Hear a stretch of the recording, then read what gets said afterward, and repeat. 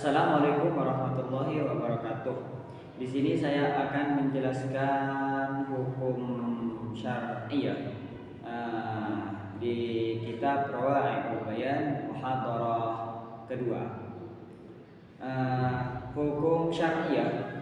Aturan pertama, apa arti ihsan? Makna kesucian dalam hukum Islam didasarkan pada 4 hal, yaitu yang pertama, Allah Ta'ala berfirman, dan wanita-wanita yang menjaga kehormatan dari orang-orang yang beriman, dan wanita-wanita yang menjaga kehormatan dari orang-orang yang telah diberi akikah.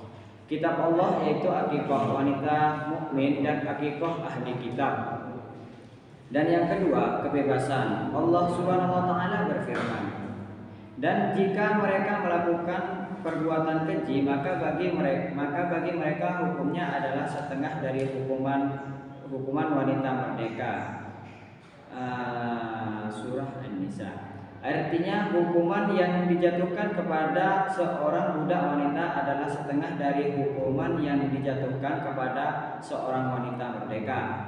Dan yang ketiga, nikah. Allah Subhanahu wa taala berfirman, diharamkan bagimu mengawini ibumu, hingga firman-Nya, dan wanita-wanita yang menjaga kehormatan. Surah An-Nisa. Maksudnya adalah wanita-wanita yang telah bersuami.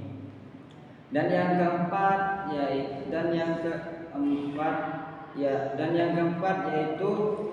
Islam.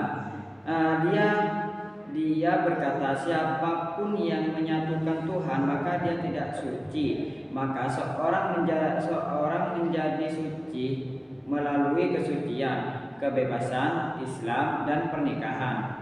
Makna yang paling terkenal dari kata kesucian adalah kesucian, dan inilah yang dimaksud dengan ayat yang mulia tersebut. Maka barang siapa yang memfitnah orang yang tidak menjaga kehormatannya, maka tidak akan dihukum berdasarkan kesepakatan para ulama. Dan hukum yang kedua, apa saja syarat qadzaf?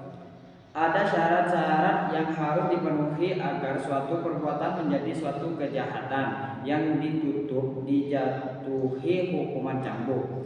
Syarat-syarat tersebut meliputi syarat-syarat yang ada pada orang yang mengucapkan mantra, syarat-syarat yang harus ada pada orang yang mengucapkan mantra, dan syarat-syarat yang harus ada pada orang yang mengucapkan tinju.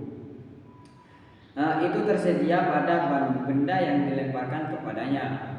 Adapun syarat-syarat orang yang mengucapkan mantra ada 3. Yang pertama akal, dan yang kedua masa pubertas, dan yang ketiga ikhtiar. Inilah dasar kewajiban, dan tidak ada kewajiban tanpa hal-hal ini. Ayat yang mulia meskipun tidak mensyaratkan apapun kecuali ketidakmampuan orang yang mengucapkan mantra. Ibnu Ra'i berkata, perlindungan dia harus dihukum 1, itu adalah kebohongan. Dan jika mereka bersaksi dengan 4 orang saksi, akan tetapi mereka tidak mendatangkan 4 orang saksi, dan mereka tidak mensyaratkan berkala sehat beliau dan tidak adanya paksaan, maka hal ini termasuk hukum syariat yang diketahui dari dasar-dasar lainnya. Maka apabila yang dituduh adalah orang gila, anak kecil, atau orang yang dipaksa, maka tidak ada hukuman bagi mereka berdasarkan pernyataan. Diangkatlah pena dari 3 orang, dari orang yang tidur sampai ia bangun, dari anak kecil sampai ia dewasa, dan dari orang gila sampai ia sembuh. Dan yang pertama, qala sallallahu alaihi wasallam, diangkatlah dari umatku kesalahan kealpaan dan apa yang dipaksakan kepadanya. Dan yang kedua yaitu apa yang dipaksakan kepadanya berupa perkataan dan perbuatan, dan karena akal merupakan pusat pertanggungjawaban dan perkataan orang gila tidak diperhitungkan, maka fitnahnya tidak berpengaruh kepadanya. Adapun jika anak kecil itu sudah remaja hingga fitnahnya itu membahayakan, maka ia dihukum sebagai hukuman yang setimpal, namun tidak sama dengan hukuman untuk fitnah, sebab salah satu syarat hukuman qadzaf adalah balighah.